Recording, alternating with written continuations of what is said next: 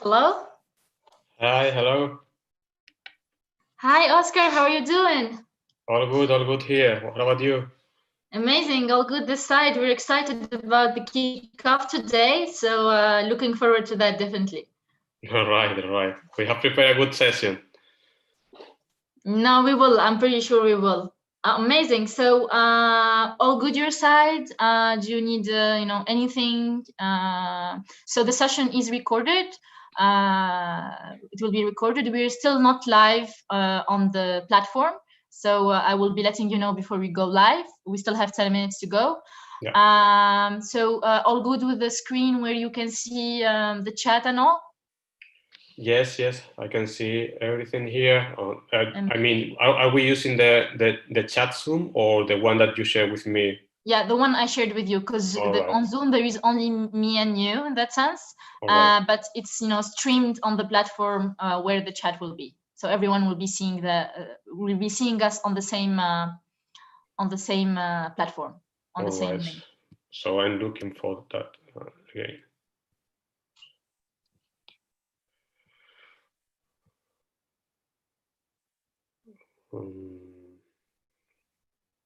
So it was on that email that described the logistics, right? Yes, I can send you the link if you want to. Yeah, it's here. You see it? Amazing.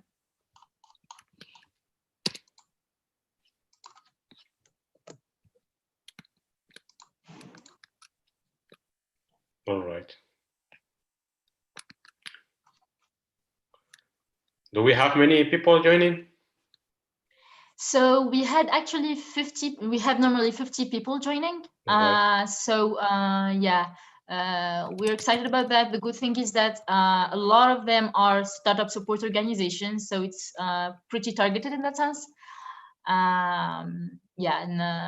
Expect them to be joining during the session, like the 5-10 minutes at the end. So this is what I was having in mind. So first of all, because it's the first session, right, that we are kicking off with this program. So I'll be taking few minutes, 2 or 3 minutes, to introduce the program and the partners, etc., and why we are doing this program. And then I will be quickly introducing the session and introducing you, Startup Commons very quickly. And after that, I'll be, giving you the floor to emphasize more and complement anything needed about, your introduction and Startup Commons introduction, and take it from there directly on to the presentation, to the Q&A. If you need me for anything, I'll be there. I will just, mute myself, stop my camera so that you can be on the full screen for everyone. But anything you need me with, you can chat with me on Zoom, or you can ask me directly live if that's okay for you. Yeah, the only thing is that I have been checking if I can share a screen, and right now I can make it. You can excuse me? I cannot share my screen. Normally you can share your screen. I will be making you a host anyways.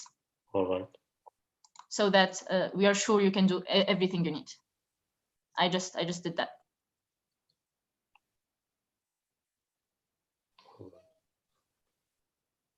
So I'm making it. Yeah, please test it. We have Can few you minutes. see my screen now? We have 5 minutes to go. I see your screen, yes. Yes. All right. This is a presentation. It's okay? Yeah, perfect. I can see your screen. Maybe if you put it full screen, if you want to test that. Yeah, I will do that. Yeah, amazing.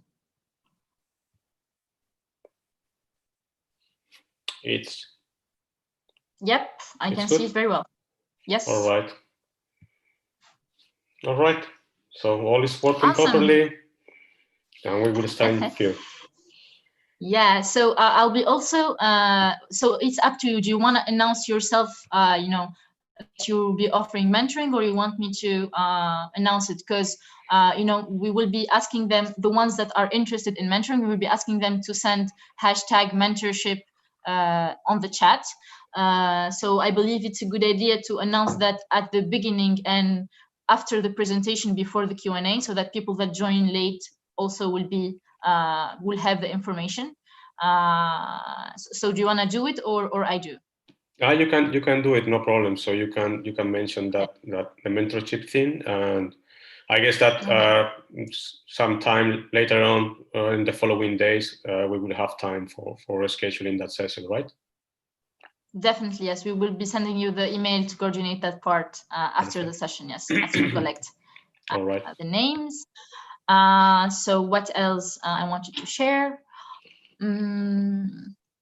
Yeah, so that's pretty much it. So for you to know, they have access to your to the bio you sent us. They have access to your photo, to the presentation about the event. This is everything they have access to.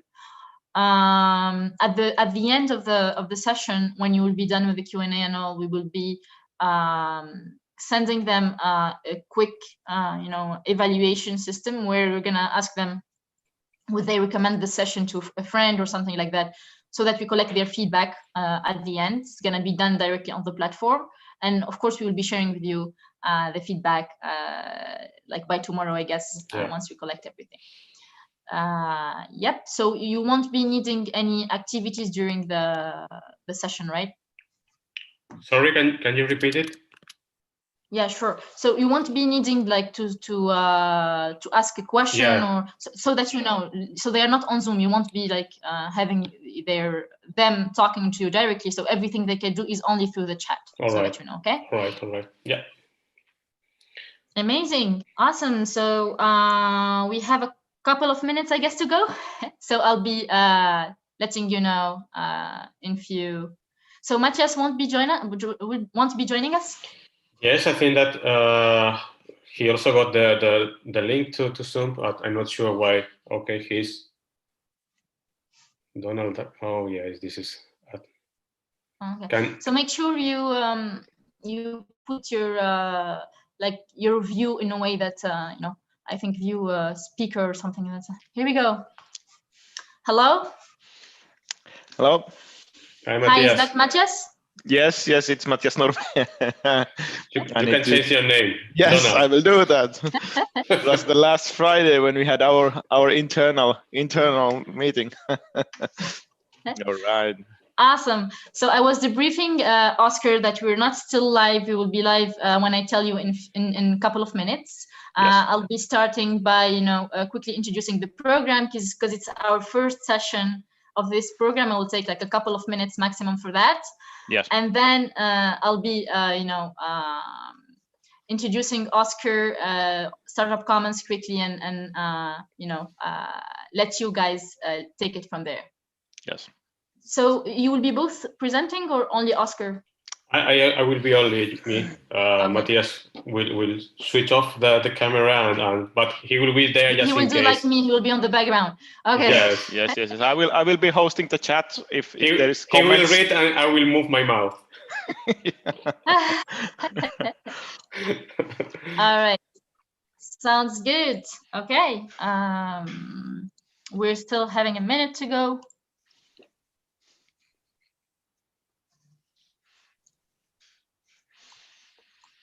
Because I have a button on which when I click, we will be live. So okay. I'm not doing it yet.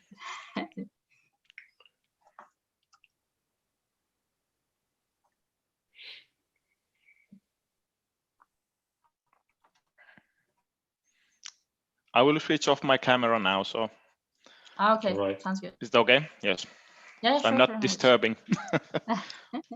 Also muting myself. Okay. All right, so going live, Oscar, okay?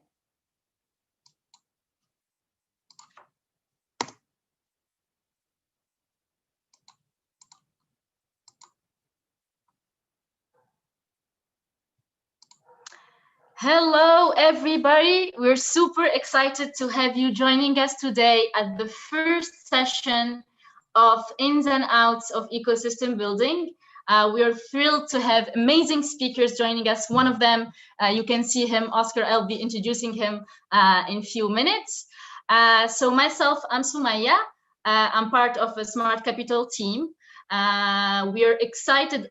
so much about this event. It's actually a fruit of a collaboration between Smart Capital and Projet Innovi, European Union for Innovation. So together we were thinking of what would be actually the best way to expose the startup ecosystem in Tunisia to the international ones, right? So we like really made a lot of research, sent you guys some surveys to answer, and then we were like, what about connecting, ecosystem startup gurus from all over the world with you guys in order to interact, to get to know each other, to exchange tips and learnings. And it might be, a potential collaboration between you guys in the future.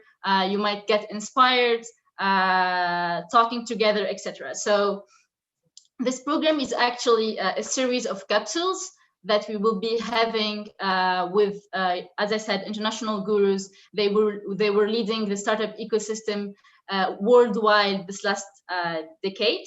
So it will be happening during the Global Entrepreneurship Week every day, starting today. After that, we will be continuing them still because we really had amazing, interaction and interest worldwide by very, very good and cool people. So we will be continuing that till the end of the year. It will be happening Monday and Thursday for the rest of the weeks in that sense. So that being said, I want to also, thank you guys for being here and for your interest to join us. We believe that, such projects are really an opportunity for everyone to grow and to, connect our ecosystem beyond Tunisia.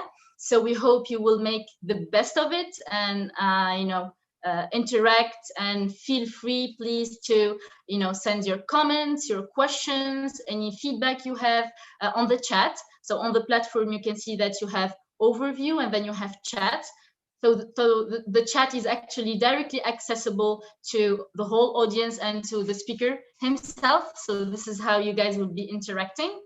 So today we're actually having with us Startup Commons. We're having Oscar Ramirez, the founder and CEO of Startup Commons.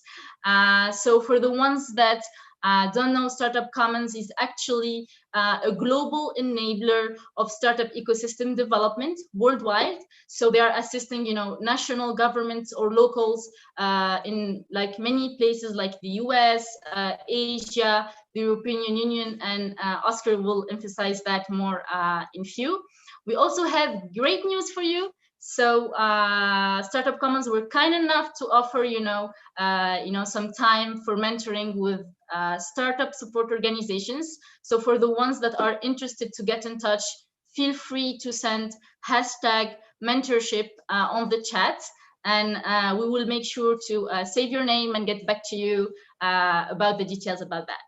So with no further waiting, Oscar, I will be, leaving you the floor to interact, I guess, for the first time with the startup ecosystem in Tunisia, right? Hello, Oscar.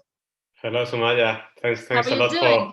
for all good here. And so we have sunny day here in Spain, and it's really great. Amazing. Participating. Amazing. We're really, really excited to have you joining, and we're grateful for the time you're offering for the support startup organizations in Tunisia. So hopefully, we will leverage it the fullest. So we'll leave you the floor, Oscar, to please complement your introduction and more about Startup Commons if I didn't mention everything. Yeah. And make a presentation and interact with the audience. Okay, sounds good? All right, thanks a lot. Amazing. I'll be on the background then. The floor is yours. Thank you, Somalia. Thanks so much for the presentation. I'm going to share my screen. So hopefully you will see.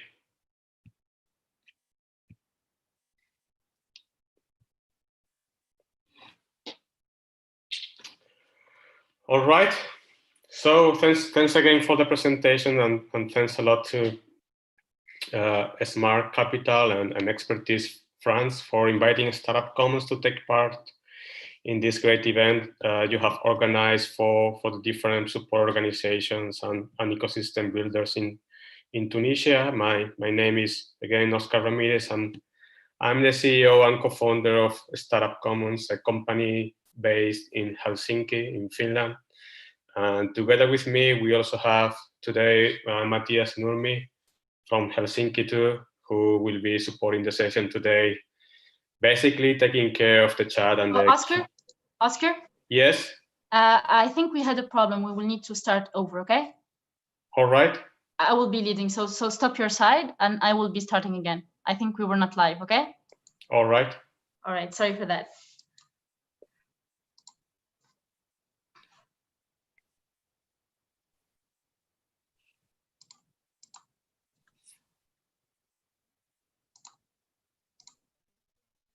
Hello, everybody. Really excited to have you joining us today at our first session at Ins and Outs of Ecosystem Building. So thank you for being here. You can see on the screen Oscar Ramirez. Hello, Oscar. Our first guest that I will be introducing in few. Actually, this program Ins and Outs that you were hearing about those last days is a fruit of a collaboration between Smart Capital and Projet Innovi for Innovation. So together we were thinking of what would be actually the best way to expose the startup ecosystem in Tunisia worldwide.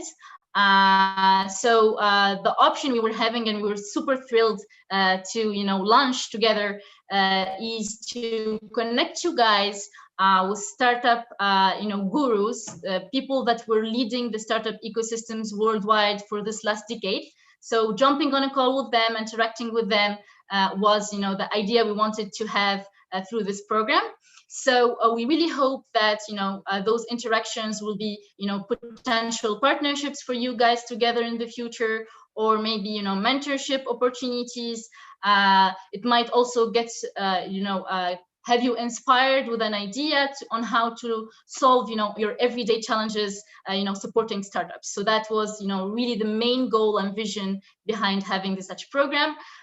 We will be having amazing speakers, super experienced, and most importantly, really willing to connect with you guys, learn from you, and share with you the tips and the main let's say learnings they were having doing the same things in different countries. So today we will be having actually the first session, which is we will be digging deeper in ecosystem dynamics. I personally believe very interesting will be shared. So please, guys, don't hesitate to send your comments, your questions on the chat. Oscar will be having access to that, and we'll be happy really to interact in that sense. So the chat is yours, guys. Leverage it the fullest. So today we will be having Oscar Ramirez. He was the founder and CEO of Startup Commons. So quickly, for the ones that don't know really Startup Commons, it's an enabler of startup ecosystem development all over the world. So they assisted national and local governments at various ecosystem maturity levels, in the US, in Asia, in the European Union. So a lot, I guess, to share, I'm pretty sure, in this session. So please, guys, make sure to interact and feel free to connect with Oscar. I also have a very good news for you, is that actually Startup Commons volunteered to have some mentoring hours for a couple of startup support organizations, where you can really jump on a one-on-one and interact and have a mentorship session in that sense. So if you're interested in this opportunity, feel free to send hashtag mentorship on the chat. You can do it till the end of the session, and we will be making sure to collect your names and info to get back to you and coordinate that with Startup Commons team. So I think I covered the main context and what we're doing. So this is the first session. It will be happening every day during this Global Week of Entrepreneurship. We're also celebrating it our way through this program. So after this week, it will still continue because we had really interesting feedback and willingness to collaborate with really interesting speakers. So we will be continuing that till the end of the year. We will be having that each Monday and Thursday, starting next week too. So you can see all the details on the platform. And now, with no further waiting, I will, leave you the floor, Oscar. Hello. Hello, everyone. Thanks so much for the kind introduction, Somalia.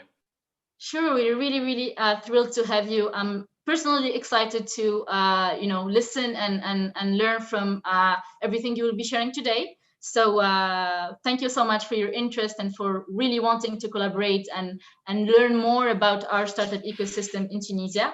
Hopefully interesting collaboration will be also done through this program. So I will leave you the floor, Oscar. Please feel free. The audience is listening. They're accessible on the chat. I will be on the background too if you need me for anything. And I will leave you the floor, okay? All right. Thanks a lot. Perfect.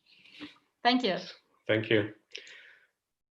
So let's start by basically sharing presentation.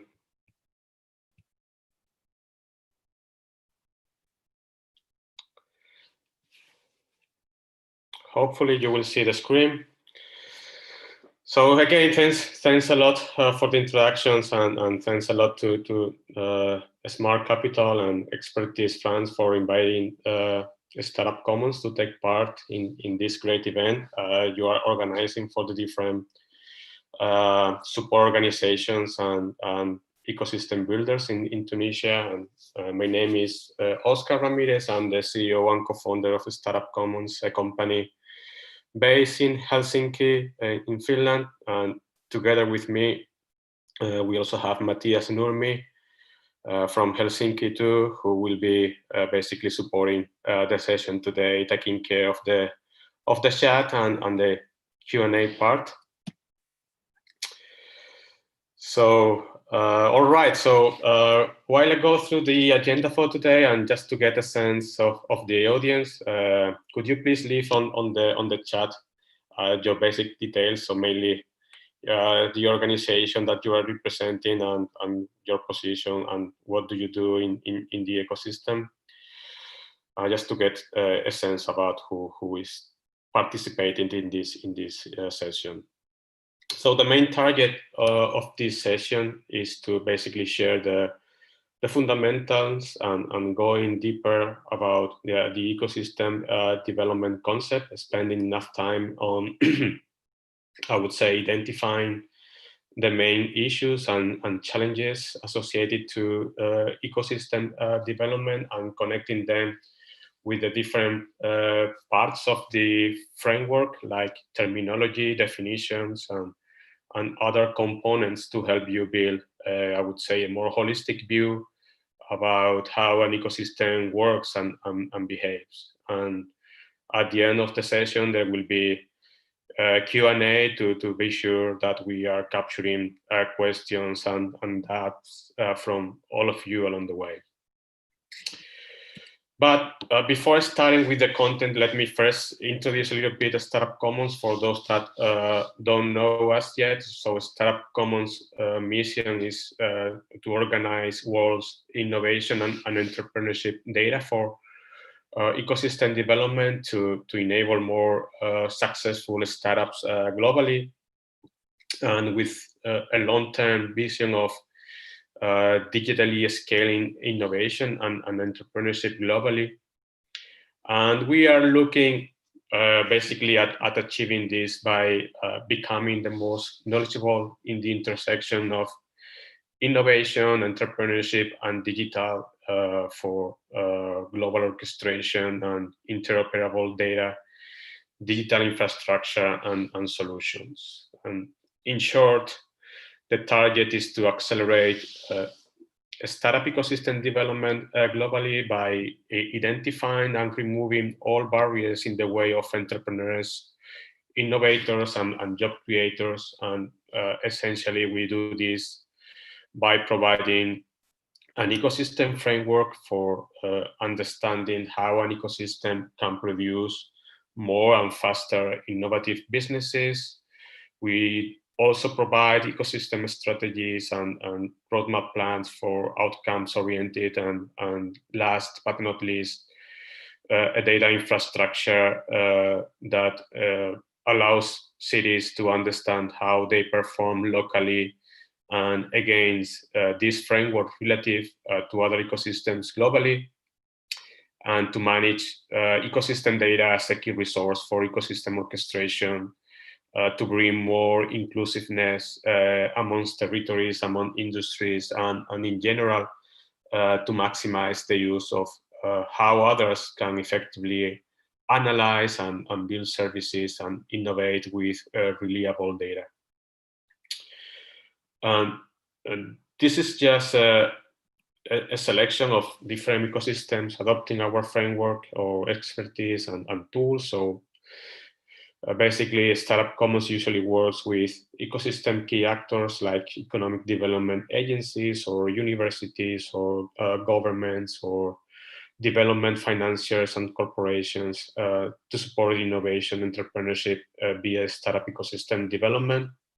And the type of activities we provide are mainly training and consulting around, for example, what is necessary to support local growth company and startup ecosystems to build startup services, investment models, investor base, or around how to develop and evaluate startup companies and related support services and concepts, or how to attract foreign investors and structure suitable investment models in new funding models landscape, or how to combine funding, investor base expansion, global business development, how to communicate and collaborate to attract global talent, industry actors, growing startup and scale-up companies to engage with your ecosystem.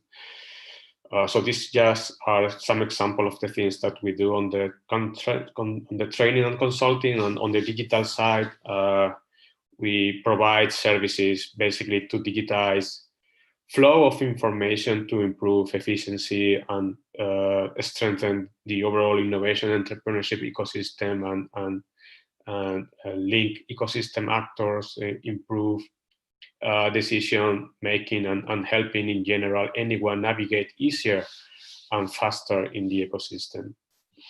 And just to give a sense about our most recent cases, for example, in Asia, we have done past summer capacity building to more than 100 ecosystem builders and related actors to help create a robust startup ecosystem in the state of Gujarat, India.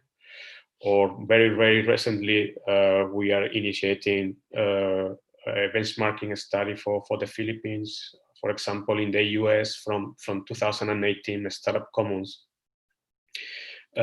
is selected as a national resource provider by Kaufman Foundation-led initiative focused on developing the field of entrepreneurship ecosystem building, being actively contributing to different goals like establishing shared outcomes and a common lexicon for the Egypt community work, fostering coordination and collaboration efforts to connect ecosystem builders across networks, or identifying and developing better metrics and methods for ecosystem building.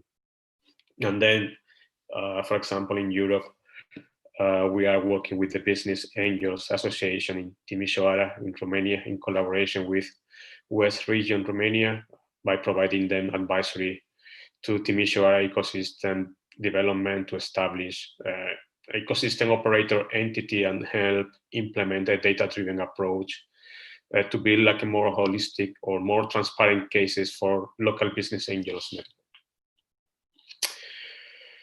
All right, so you know that in this pandemic crisis we are all living, systems resilience is being tested like never before, and it is more important than ever to ensure that key systems and infrastructures still work in this new normal.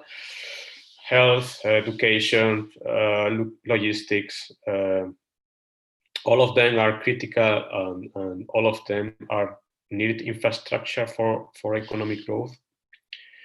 And startup ecosystems can be seen as another key infrastructure too.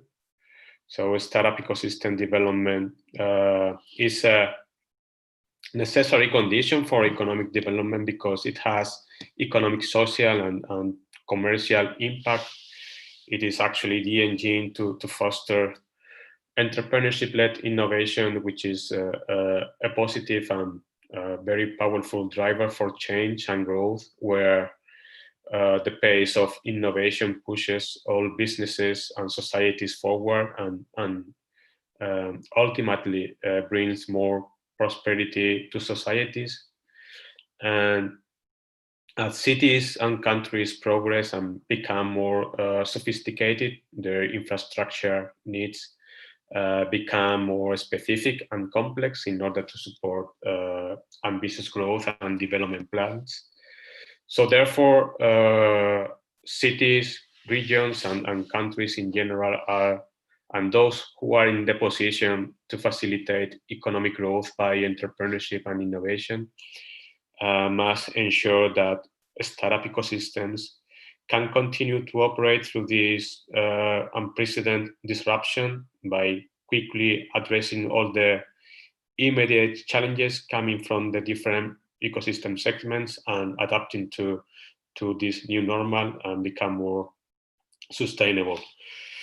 And therefore, if ecosystem development is so important and has a lot of relevant implications, so ecosystem development then has to be part of a well-thought strategy. It should have the adequate infrastructure to help produce and attract entrepreneurial talent and new ideas in growing volume to become growing businesses.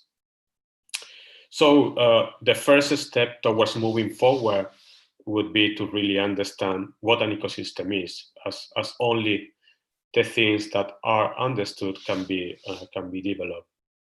And really the truth is that ecosystems are invisible infrastructures full of talent, information, resources, connections, and so forth, all interacting at the same time to basically help entrepreneurs quickly find what they need at each stage of growth. Certainly, a startup ecosystem have a lot of interactions and data. They have millions of ideas, thousands of entrepreneurs, startups, investors, mentors, talents, IPs, events, pitch sessions, mentoring sessions, due diligence cases, matching events, services, assets, etc. And from a more visual point of view and at a very high level, ecosystems are like this. So from geographically perspective, we can have ecosystems at city or regional or national level, mainly led by government as the responsible bodies to develop the economy in a specific territory. And then we have the business vertical ecosystems like fintech or food or health, etc., mainly led by the big companies and corporates that are touching multiple ecosystems geographically, that contains most of the people and organizations working in the other ecosystem, and where you can still find same information but duplicated. And therefore, we have like a really wide variety of combinations between ecosystems and related data, as you can see in this slide, and also all type of combinations within the ecosystem. And then with this scenario in mind, you can start figuring out the volume of tables, spreadsheets, databases, information in general that are taking part in this complexity. So from the lens of ecosystem builders, so the ones that are building the connections and looking at the ecosystem from a holistic view, it is quite easy to get lost. They are missing the big picture towards knowing the North Star to accelerate and scale the growth of the ecosystem as a whole. And the thing is that we are consistently validating from ecosystem builders that the information they need to do their job is hard to find. And I would say that the bad news don't stop here. As an ecosystem grows, so do the challenges around the volume, complexity, and obscurity of data. And in a large and complex entities such as ecosystems with a vast ocean of data resources and informations, we can say that all ecosystem actors struggle to find the right data to make the right decisions to effectively support startups in their different phases. And really having a user experience like similar to trying to find Waldo here, right? So where can I get the right mentor for my startup? Where can I get good local team member candidates? What is the available IP for my company? What innovation is happening in sector X, Y, or Z, or at what phases the startups are, or what is the return of in investment of innovation support services, where we should invest to further improve and accelerate what startups to promote and what startup we should showcase to global investors. So we like it or not, this is the reality, and based on real work with more than 30 ecosystems around the world, we have validated this reality. All ecosystems are not understanding this dynamic, as most of the actors are driven by their own agenda and therefore are struggling with this ecosystem fragmentation and connectivity issues, and really making ecosystem actors work in silos and not really enabling real collaboration, and really facing problems at ecosystem level, like for example, how to maintain a holistic picture of the constantly developing and evolving ecosystem, or how to measure the services and results of different development projects and policy actions, or how to collect, maintain, and share this data openly for the benefit of everyone in the ecosystem. So, so then we would have something like this domino effect, where a poor understanding of the ecosystem, I would say, generates funding calls or policies or new services or new development plans that don't fit the reality, and therefore the impact is low or is not as big as expected. Having a situation similar like surveys, where the quality of answers are depending on the quality of the questions. And if all this was not enough, we also have on top that ecosystems are quite sensible to political changes and prioritization and maintenance of the supporting infrastructures for innovation and entrepreneurship are likely to be politicized. Wherever there is a new political party entering in the government, most likely the new party will take things off and key people, key processes, key tools, data, and accumulated history is lost, and everything again starts from the scratch. Like, for example, this crazy thing like planning another trip to Silicon Valley to really get this ecosystem concept, and therefore ecosystem simply stuck. So why are we having such challenges? So why it's so hard? Again, it's it's really important to understand what we are building.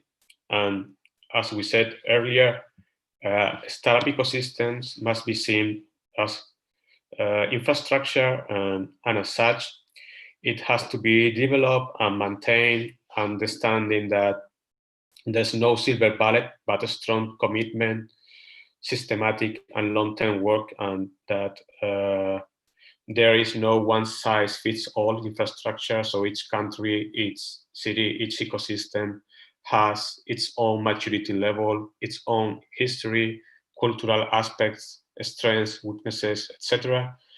And therefore things should be developed accordingly. While at the same time there are many challenges and obstacles to cope with and fix, we at the Startup Commons, I would say we have identified different factors or components that, when they are understood, have a big impact on the ecosystem builders towards developing the ecosystem. So the first factor or component is terminology and definitions.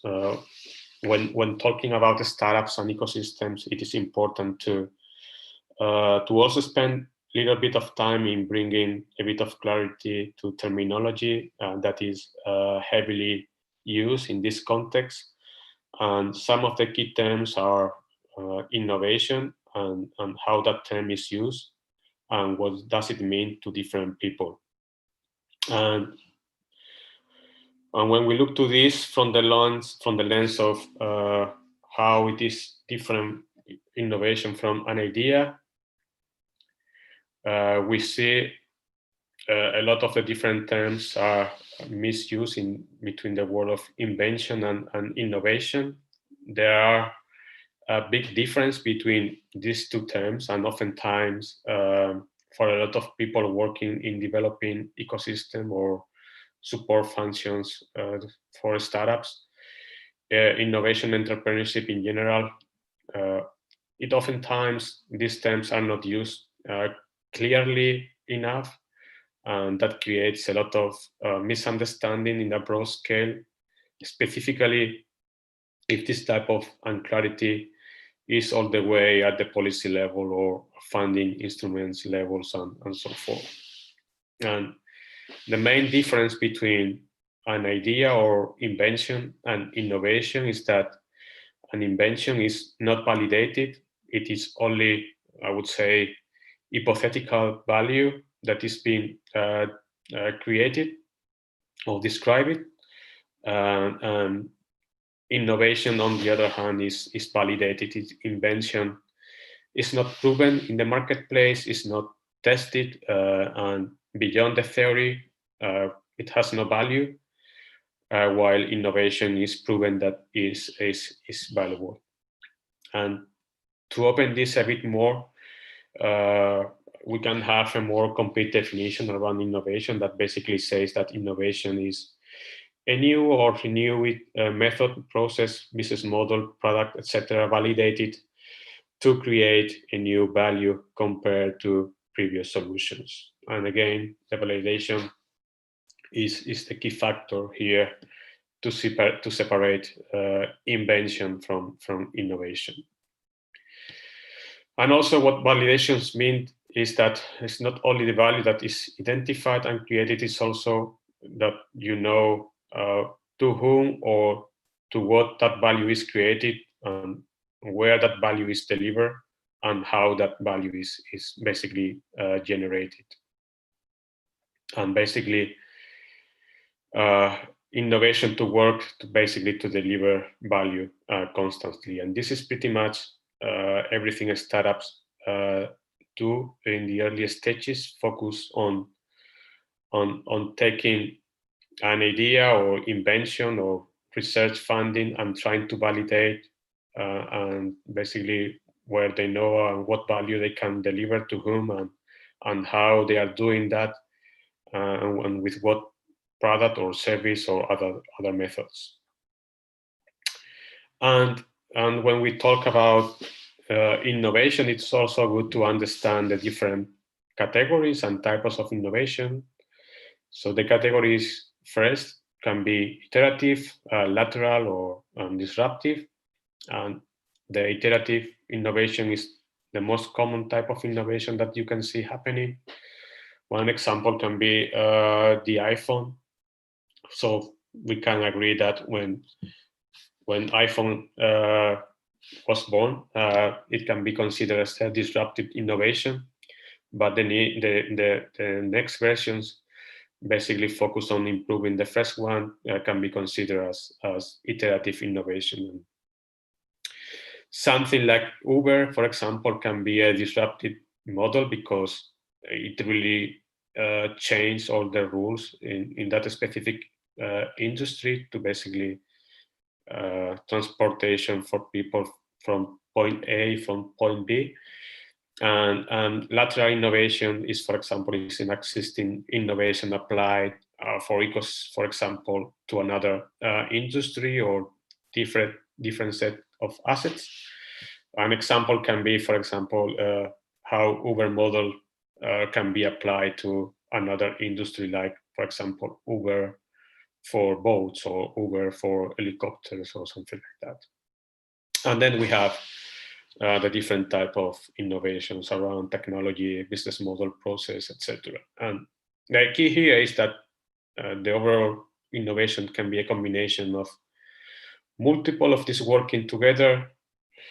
And from a startup perspective, or more from definition perspective, when we look at a startup is a complex term. It is very vague from many aspects and is key to bring clarity. And when developing a startup, it is really important to look at them from a balanced development perspective, meaning that there is at ecosystem level a good balance of supporting functions to develop the startup from all the dimensions perspectives. So if the main failure factor for startups is basically premature scaling, which basically means that they go too far in any other dimension and basically forget to take care of all other aspects of the company, and that ends up basically in getting in trouble because other aspects are not working or failing. And that basically means, for example, too much money too early, or too many team members too early, or too many customers too early and not giving them enough support, or too many different products too early and not enough focus to grow with those products. Therefore, all these things must be considered from ecosystem perspective to help develop the ecosystem. Then, typically, when we look at the startup growth in more detail through this simplified model, so basically you have an idea, then you launch the idea, and then you scale. But in the areas that often get less attention from an ecosystem development perspective or from a support function perspective is the team. There is not enough focus on helping startups to get a good team, a balanced team, and validating there is a true team behind that idea. And also, there's no enough focus on properly structure ideation before going into product development. So basically means looking at which are the best ideas before actually moving towards building mode or towards MVP development mode. And then the validation, so skipping from idea to putting a product out and trying to push that to make to the market. And I would say it's a wrong approach. From idea to launch, there is a whole validation process of that potential innovation that has to be done. So therefore, it is really important to not look at that simplified approach, ideation, launch, scale, and really basically taking care of the key elements behind this. So with so many terms and concepts that are commonly misunderstood or misused. That's why it's key to bring a clear structure and related definition for the startup journey, and really developing a framework that takes into account the whole innovation process from idea to value generating product and market proven business model, and around the need to build a strong and committed founding team and develop both of these together into a real growing business and an organization running processes that effectively captures the value created. And therefore, with better understanding about the startup journey, we will be in a better position to help properly develop startups in your ecosystem. So with this visual framework, we try to capture a holistic view of the startup journey while also build common language and mutual understanding among all the key actors in the startup ecosystem about how great companies are created anywhere in the world, from idea to product to growing business, and from talent to team to real organizations in balanced manner, identifying the key factors for the different phases and helping to communicate and plan the services and support functions that have to be available in your ecosystem to develop startups in a balanced manner. So then, what's the difference between innovation and a startup? So while innovation is about providing a new value generating product, service, or business model to validate markets, so startups do innovation to real business and also develop a new growing organization.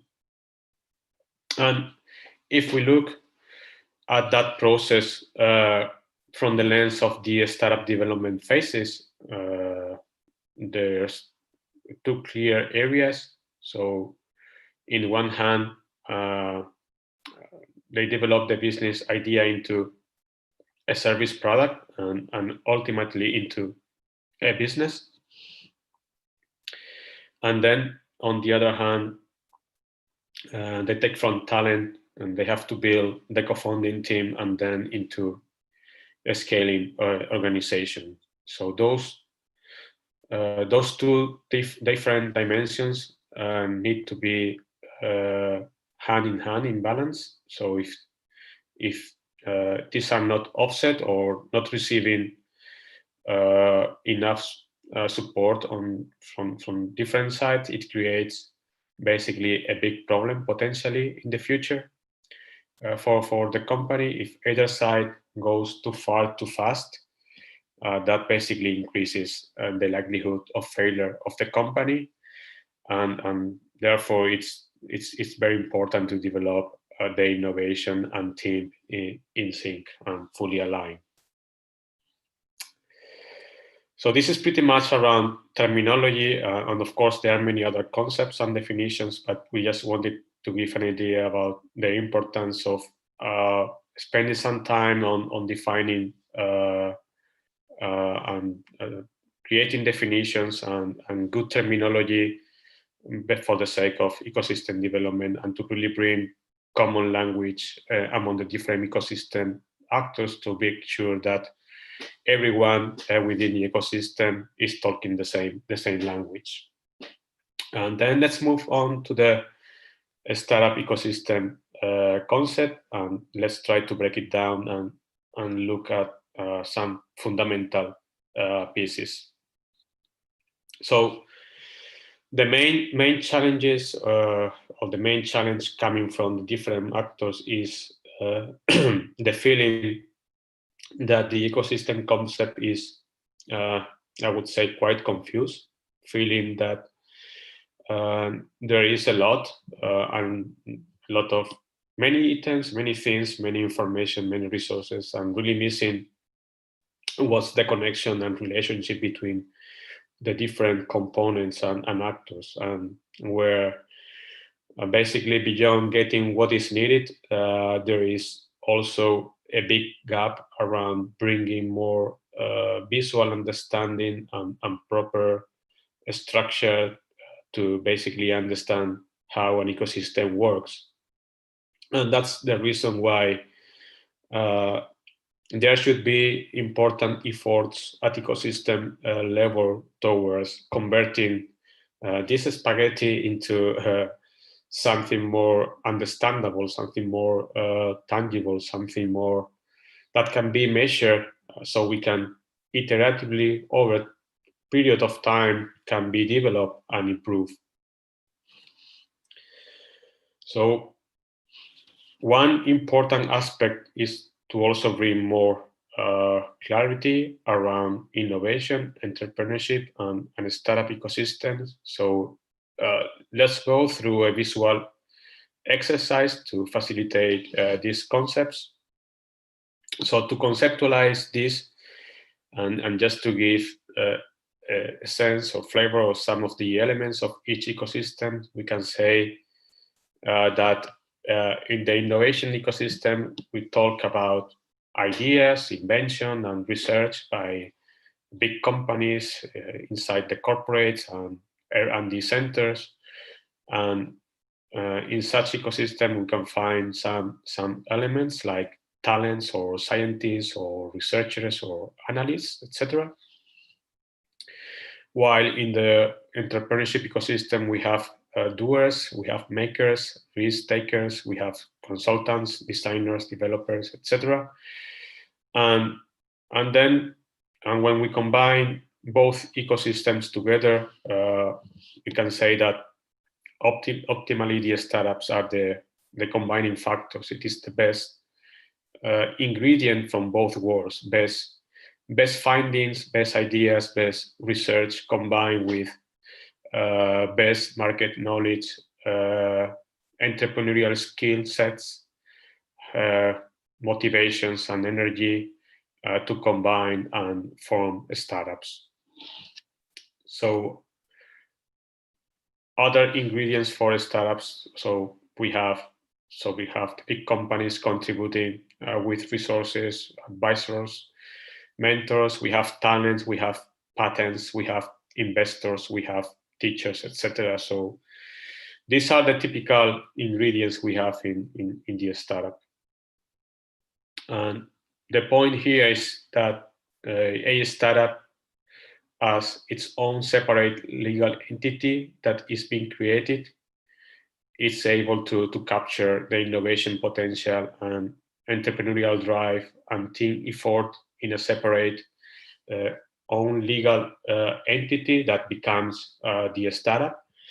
So startups is the form that basically encapsulates innovation and entrepreneurship and how that goes to the market into understandable and investable format. So these two ecosystems overlap. So there's no, I would say, clear borders or order about where they start and where they end. They are all overlapping all the time, and this is just basically a conceptual framework to help bring more clarity, to basically to help separate those different worlds, and basically to communicate and help to plan where resources should go. So startup ecosystems are basically the most attractive items from innovation ecosystem, the most ambitious people from entrepreneurial ecosystems, and all services, activities, items, and people that are part of a startup growth journey. And all of those combined is the startup ecosystem. So therefore, startups are basically sitting within innovation and entrepreneurship ecosystem, being influenced and fed by both ecosystems' best ingredients. And on a higher level, we can break down the startup development phases, and we have these 3 key areas from an ecosystem perspective to really get a sense or understand what we are producing. So on the formation phase, we have that a startup is born when IPRs and founding entrepreneurial team members commit to contribute to build value and confirm this value to be captured in a form of a company with founder shareholder agreement. On the validation phase, a startup is ready for growth after the core team's ability and commitment to build and execute the vision is validated, and product have a clear customer and market validation.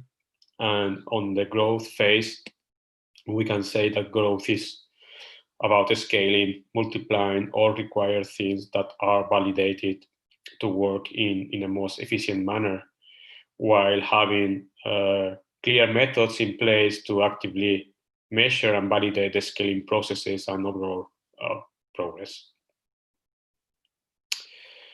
So with this lens, we can see ecosystems as a funnel, and in this funnel, we can start really measuring the effectiveness of the ecosystem by looking at how much of that funnel flow and how the flow looks like over a period of time, maybe from the lens of individual companies, categories of companies started in a specific year, etc.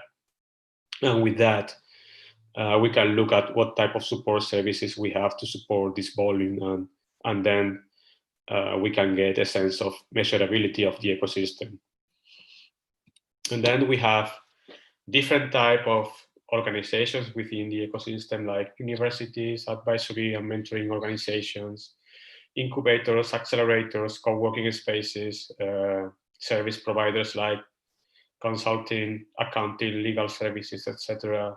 There are also event organizers, startup competitions, investor networks, business companies, crowdfunding platforms, other funding providers, blogs and media, economic development entities, and other facilitators and stakeholders.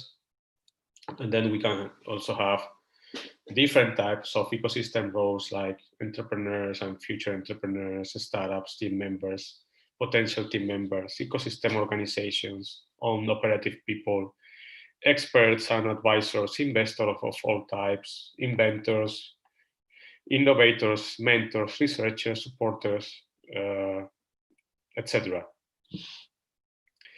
So then we can have a more clear definition of the startup ecosystem like this one. So a startup ecosystem is formed by people, startups in their various stages, and various types of organizations in a location, either physically or virtually, or interacting as an organic system to create new companies. Different organizations typically focus on specific parts of the ecosystem function, and startups at the different development stages. So therefore, startups develop in a startup ecosystem through the development phases in constant interaction with various organizations, services, and people. And the more dynamic, transparent, and balanced the ecosystem is, the most successful startups ecosystem can create.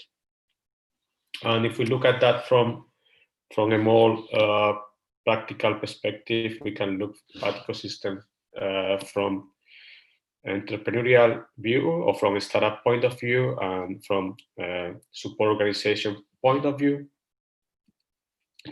So from an entrepreneur perspective, or from anyone new entering into the ecosystem, so for example, like someone coming from another country or city, so they get a picture like this. So there are many organizations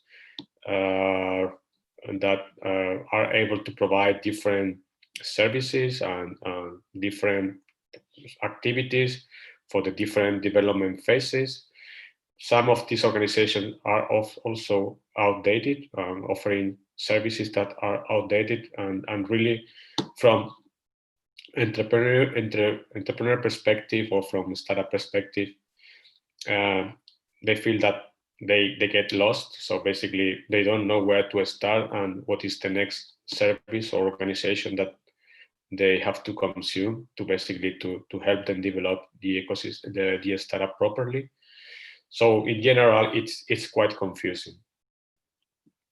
So this can be like a simple way to represent a support organization offering specific services. So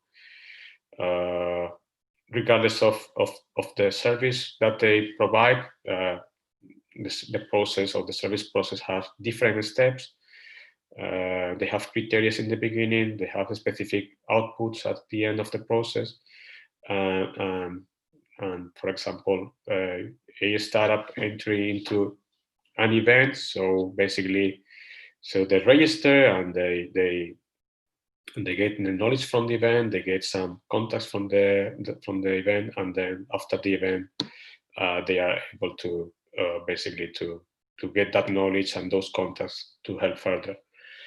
And from support organization perspective, basically the support organizations try to engage with the customer, with the startup, with the entrepreneur, to basically to get a better understanding about what is its maturity level, so where he is, in what phase they are, and also from organization perspective, they have limited visibility about what other organizations are available and what they are doing and how they can be connected with them.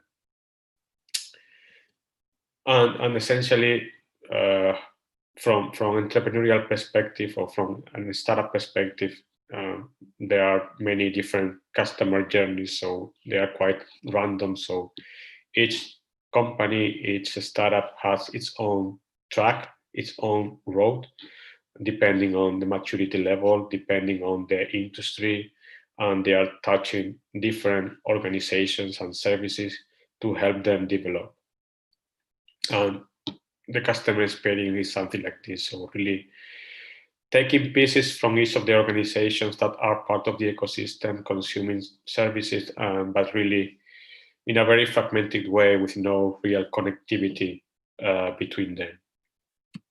And having challenges like this, like for example, the startup ecosystem include multiple people with users need, people from students to long-term civil servants, multiple organizations types with different core purposes, multiple support services and service processes for different reasons and targets, public, private, NGO, and hybrid organizations and budgets. We also have big, small, and growing companies. So a very dynamic environment, a variety of terminology and entrepreneurial culture, many different tools used by different parties for different purposes, limited availability of real startup building experience. The success is based on volumes of new and knowledgeable people joining. There is a lot of myths and broad knowledge from startups and other regions, and really no data sharing and no standardization at any level.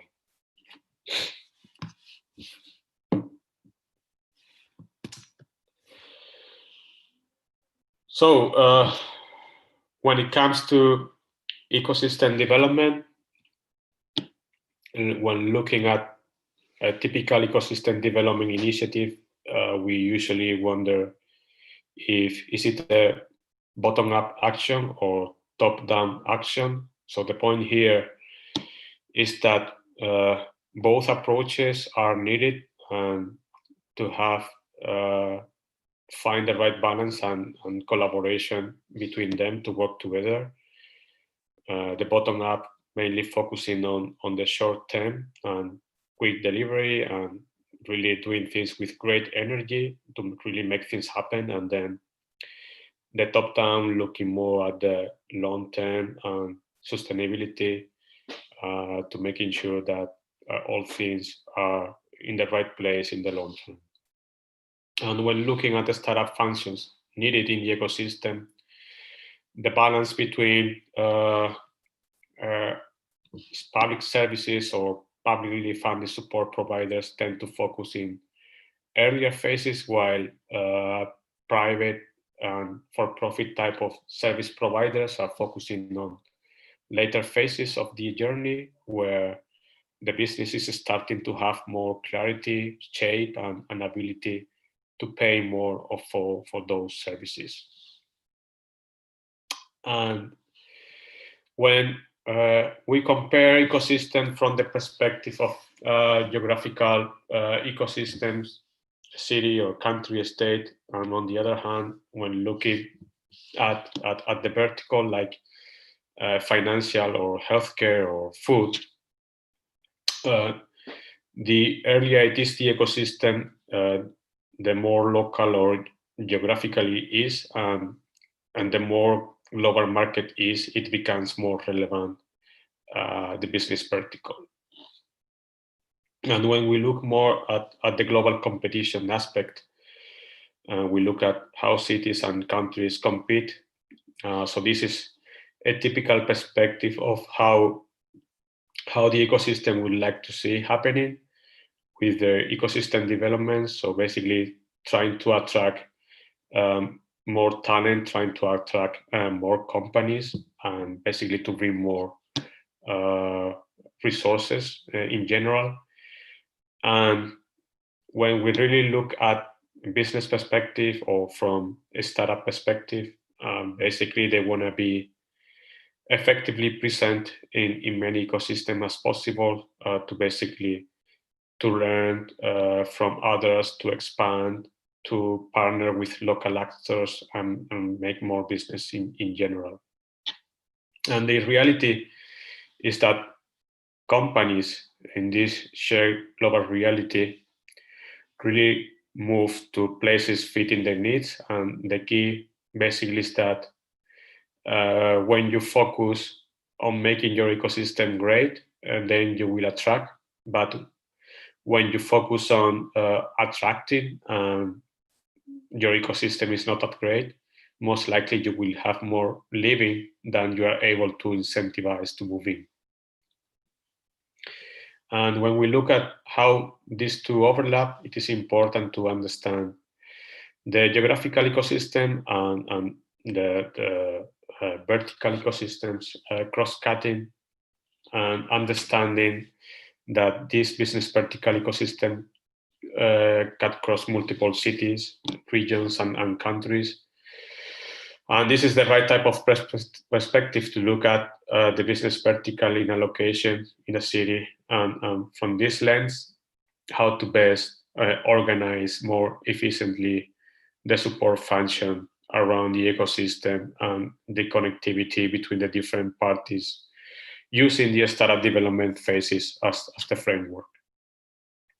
When we look at the ecosystem from a segment perspective, on top of the development phases, we have the business creators, so focus on building ideas to products and businesses. And on the organization side, we have the talent to teams to functioning organization, scale and operate it with efficient processes. And then when we look at the support function, the focus on providing support services like mentoring or workshops or advisory, training, incubation, acceleration, etc., to support business creators and business creation process at various development phases. And another key component is that we also have this information, this connectivity. I mean, what is going on in regards to new companies and innovation in your key market, or who is who, or what is relevant for your business, and who is doing what and why, and where and when are things are happening, etc. But also this connectivity related to how to connect different services in the ecosystem coming from different development phase to connect to other services on the following development phase support services, and then this connectivity between the information exchange between those services and more broadly with the services in the entire ecosystem. As we said in the beginning, the startup ecosystem is infrastructure, so like roads, bridges, or ports. So infrastructures in general are, as we know, key drivers and stabilizers of economic growth and prosperity. And the same applies to the digital era, so in which connectivity counts, and it is I would say connectivity is the biggest factor for growth, and where basically data is the new accumulating and reusable asset, and data sharing infrastructure should be as easy to use as our road networks.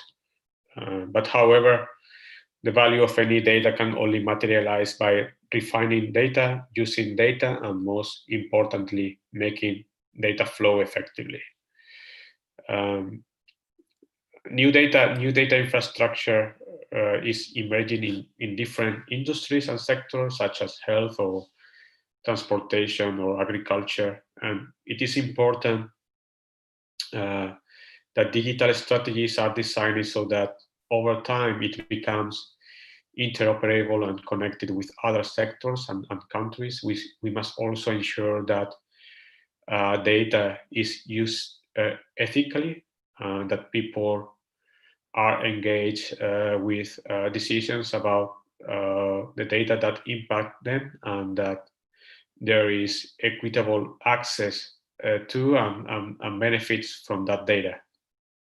And as we said in the beginning, ecosystems are invisible infrastructure, and basically digital helps make them more visible. And once this data sharing infrastructure is in place, it will also help the ecosystem to better survive political and economical cycles, and will remain in place and basically be enhanced regardless of who is operating the ecosystem, and eventually provide a seamless user experience to everyone within the ecosystem like this. So a user experience like this, so similar to the case where, for example, you are talking with your friend on Facebook chat about, for example, the next trip you are planning to do to one specific country, and then right after your conversation with your friend, you start getting notifications about hotels, activities, and other services related to the destination you were talking about. So the same user experience should be applied to the ecosystem. So any new entrepreneur entering into the ecosystem should start getting notifications based on his or her profile, past activities, needs, objectives, etc.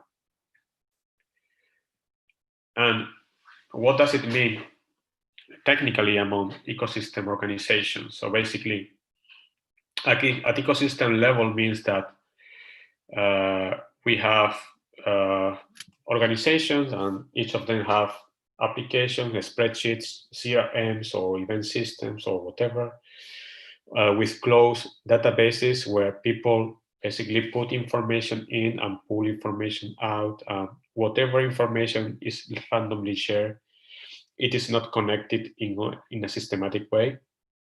Therefore, we have application silos, meaning that the information of this digital knowledge is actually transferred between humans. So that is not very efficient, meaning like, okay, let me pull a report out of my system and send to you as a PDF, or let me export an Excel sheet, and then you can see this data and you can then analyze and then other person can see that, and he can play around that and can manually enter the information into the system. So therefore, it means that people need to proactively move information between systems. So the data sharing is like this. It is manual, moving information manually from one application to another. And this wouldn't be a big issue between two applications, but the problem in everyday life at ecosystem level is far from that scenario with two applications. So let's add a bit of complexity by having 6 organizations with only one organization and one application per each. And therefore, we would have 6 applications, 15 two-way connections, and 5 per each application. And we still have a scenario where APIs, so application to application sharing, is feasible, moving information from one system to another.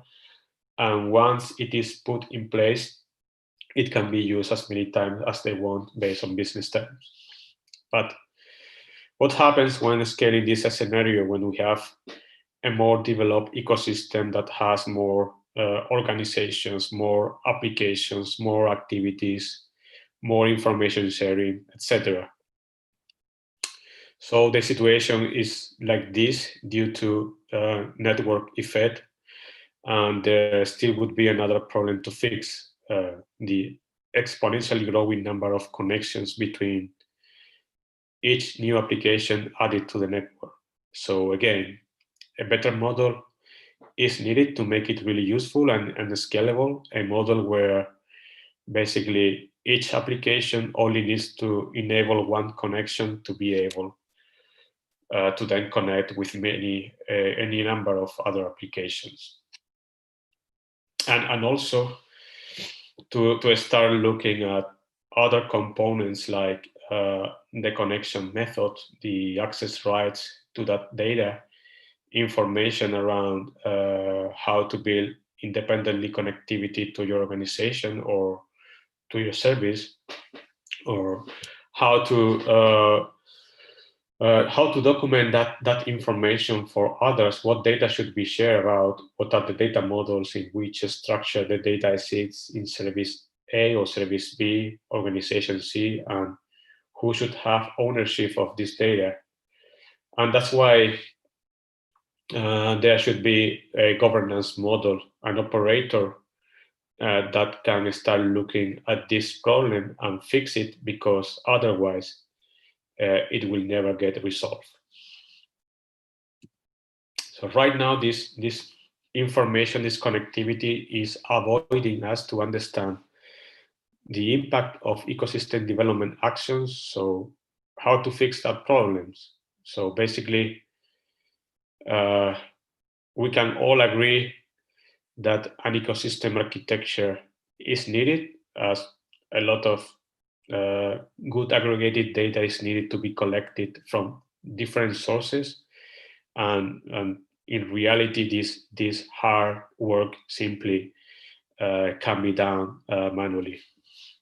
An architecture that should take into account how the different ecosystem segments interact with each other, and should require, I would say, a transformation for business creators, supporting functions, governments, the private sector, and other actors to collect and share data, process data, and create analytical insights and information to measure the ecosystem performance, which will be underpinned by a need to ensure inclusiveness in terms of geographic and vertical coverage, transparency, accountability, and comparability of ecosystem data, while at the same time protecting privacy and stimulating innovation and investment in data, and really providing insights to local ecosystem as well as at the global level.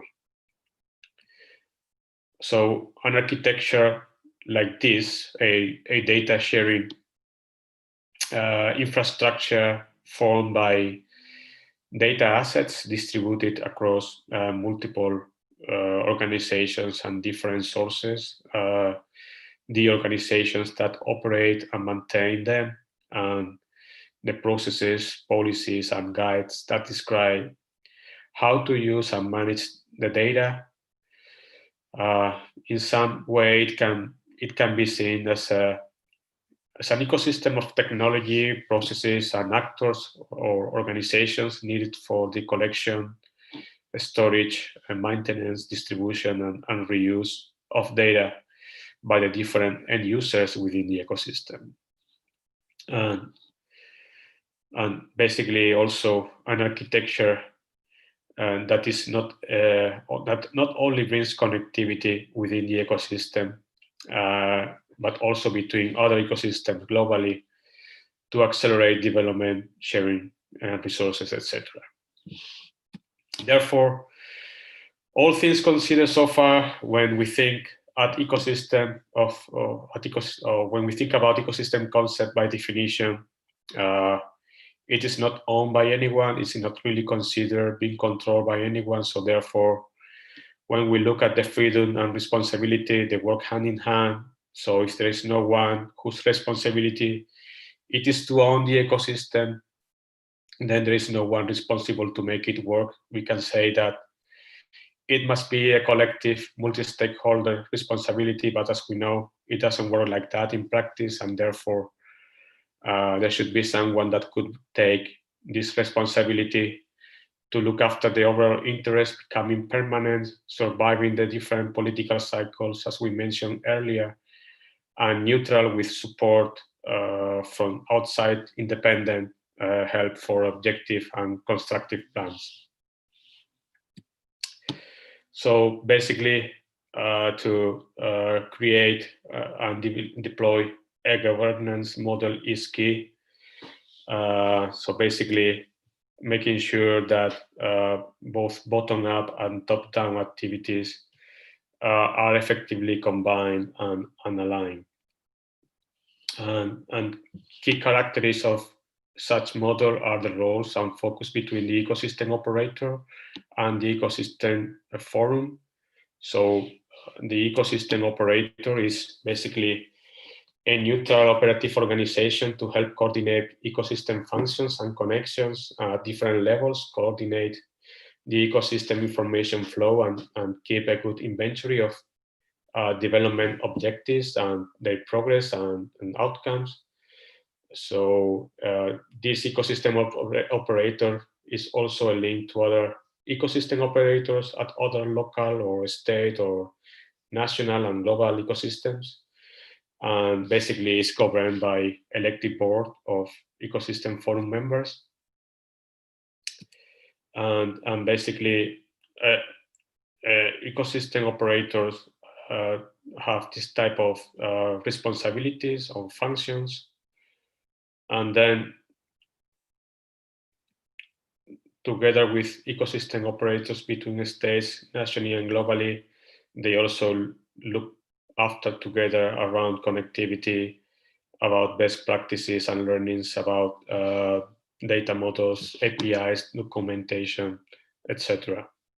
And the goal is to operate an ecosystem with ongoing dialogue with ecosystem forum for the benefit of those within the entire ecosystem, and to maintain focus on your own ecosystem while understanding and connecting with other evolving ecosystem and their operators. So this must happen simultaneously with measuring and benchmarking the results of your own actions and projects with theirs, developing common standards and sharing best practices and tools with those you collaborate with. And then we also have the ecosystem forum, which is basically an open forum between all key ecosystem actors interested in learning from and or contributing to various ecosystem initiatives at various levels. So basically the target is optimizing trust and belonging. So basically to bring people together and makes them feel they belong to a specific entity or ecosystem. Basically gives an identity that they proudly share, and it provides a framework to trust to each other more, support each other more, collaborate more, and build more meaningful relationships that eventually enable true collaboration between the different ecosystem actors. So finally, basically sharing some of the key principles that govern ecosystem development and orchestration that we have been collecting iteratively from all over the world. So only the things that can be understood can be developed, only the things that can be measured can be improved, only by sharing things and making them visible, available, and known about can those become commons, or same things will be repeatedly reinvented and duplicated over time. And if there are no shared things being worked on, there really is no working together, and limited resources are dispersed. And finally, only things that are shared use can be benchmarked, scaled, and developed together. So these are key principles that are very important to take into account when designing and developing an ecosystem. So I will stop here. So I think we have covered a lot. I can understand that it was a lot of information to digest, and there will be a lot of questions. So let's have some time for Q&A. Thank you so much, Oscar, for the presentation and everything you explained in the ecosystem analysis. Thank you, Matthias, for the assistance for that too. So we don't have the questions of the chat visible, but we have them on the background here within the team. So the first question for you guys is about the wrong assumptions. So I remember also at the beginning you mentioned, we cannot, have accurate data when building something on wrong assumptions of the ecosystem, right? So the question here is, how do we make sure we are not using wrong assumptions? Well, that's a good question. So basically, if you look at, for example, when someone at ecosystem level trying to capture what's going on and how things happening and things like that. So typically we see this type of surveys, basically asking people what they think about a specific missing gaps or challenges or services, and in reality, those surveys are not really objective. So they are based on feelings, and we know what happens with feelings. So they basically lead you to wrong assumptions. So that's why it's important to basically collect interactions coming from the different ecosystem users, interacting with the different ecosystem actors providing services in a digital format that can basically bring like a more understanding objectively about the startup progress, and use that information basically to collect and to have a more clear understanding and a more objective view around what's happening. And then, of course, you can combine that with surveys just to also get a sense about also the information that you are able to collect. But the key point is here basically to find an objective model that is able to collect what is happening in reality. All right, thank you, Oscar. So the second question we have here, being a startup myself, how can I help with connectivity? How we can? Yeah, being a startup myself, I guess the question is about when you may discuss the important to have the connectivity within the ecosystem, the startup ecosystem, right? Sorry, because I got the internet connection. So can you repeat it again, please? Okay, sure. So being a startup, how can I help being a startup myself, how can I help with connectivity? All right. So there are different levels when we look at the connectivity. So it's not only around digital connectivity, but also it's also around how you are able to connect with the right person, or with the right resources, or with the right organization. So it's quite natural to see in a developed ecosystem, when you are, for example, new, and you want to get access to, for example, potential co-founders or potential team members, or you want to meet with mentors that fit your startup, or specific programs that can help your startup to develop. So basically, the fastest way to get that is basically to ask local actors, and then be quite open and available to connect with the right person and the right organizations and resources in local ecosystem. So that is one angle to look at that. So basically, being quite open to connect anything at ecosystem level. People with events, people with meetups, people with mentors, startups with investors, startups with corporates. That can be done manually all the time. But the challenge here is basically how to convert that matchmaking process into something digital. And in that sense, of course, we are more than happy to work with organizations that can also help us digitize any aspect of the ecosystem to basically to bring more connectivity. Thank you, Oscar. We have another question here. Are these specific regulations that help startups to access to public tenders? So what's the question? Yeah, are there specific regulations that help startups to access to public tenders? Yeah. I'm not sure about the question, but but I guess that really depends on every ecosystem or in every country. So there is, every time that there is a new procurement or tender process, so there is a specific criteria to apply for that, and basically the most important thing is that the tender is well designed and fitting basically the gaps that you can see at ecosystem level. So basically, if they are looking at basically helping startups to scale because there's no enough scale ups in your ecosystem, then there should be good understanding about what does it mean, what are the different services that are needed to basically to help move those startups from validation phase to scaling phase. So.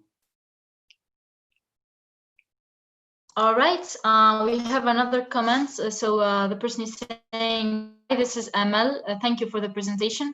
I'm part of an accelerator myself, and I want to know, do you have tips to help centralize data in an ecosystem?" To help? Centralize all data in an ecosystem. Oh, yeah. So basically, this is what we are doing with this digital approach that we have at the Startup Commons. We basically, we are fully aware that it's impossible to force everyone use the same application as part of their own operations. So that was something that we validated in the past. So at ecosystem level, we need to leave people use whatever they want to use for their own operations. It can be spreadsheets, it can be CRM, it can be SAP, it can be anything. And the most important thing here is to basically for each of those applications and related databases to basically to collect information that is benefit for the benefit of everyone at ecosystem level, not only for startups, but also for other support organizations and also for ecosystem builders, so the ones that are looking after the whole ecosystem, and make that information available, standardized, so that others can consume that information in a standardable way, and that can be connected with other parts of the ecosystem, and basically having like a central database where basically hosted locally, and that can feed the different actors and basically for the benefit of everyone. Amazing. All right. So we have this last question here that we will be taking, so that we make sure we are respectful also of the time. So the question is, what's an interesting ecosystem you saw in your experience that emerged a very fast way? That's a good question. So that really depends on how you measure speed or velocity, or so we can look at that from many angles. Of course, one way to look at that is basically to look at the number of unicorns or the scale ups or something like that. But at least from my side, I would like to basically highlight Malaysia, and the reason why I want to emphasize on Malaysia ecosystem is because it's important, as we talk in this session. It's important that key actors get like a clear understanding about how the different components and elements of the ecosystem works together. This sense of true collaboration, and also how digital can really help to accelerate things in general. So I would say that Malaysia has this type of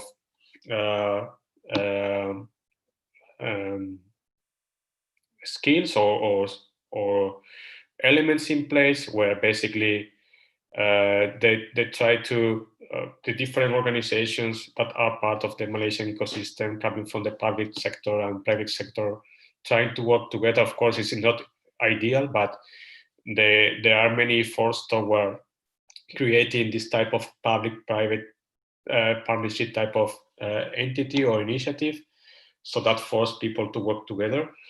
And while at the same time, they looked at the very beginning in around 2016 at the digital side to basically to bring more effectiveness. So I would say that they are quite advanced actually inside that organization that is looking at the ecosystem at a holistic way. So they also have a digital area or department basically looking at the different components of the digital side, looking at data, looking at the standardization, looking at bringing connectivity between the different applications. So there are many interesting parts in place, and I would say that in that sense, they are quite fast. Great. Thank you so much, Oscar, for everything you shared and for the great presentation and the tips and all the details shared. I totally agree with you that you shared really different let's say insights, so people will take the time definitely to absorb everything, and please don't hesitate for the questions that were not taken, or maybe like with a small logistical issue with the chat, to prepare them and have them for tomorrow. We will be also having tomorrow Oscar with us, so we can follow up on any potential Q&As that were not answered. Thank you so much, Matthias, too, for the assistance and for everything. Looking forward to having you tomorrow, hopefully with us, Oscar, on a new subject, the essentials of startup ecosystems. So again, really happy to have you on site, and looking forward to tomorrow. Thank you. Yes, thank you. Thank you very much. See you tomorrow. See you tomorrow. See you tomorrow. Bye-bye. Bye.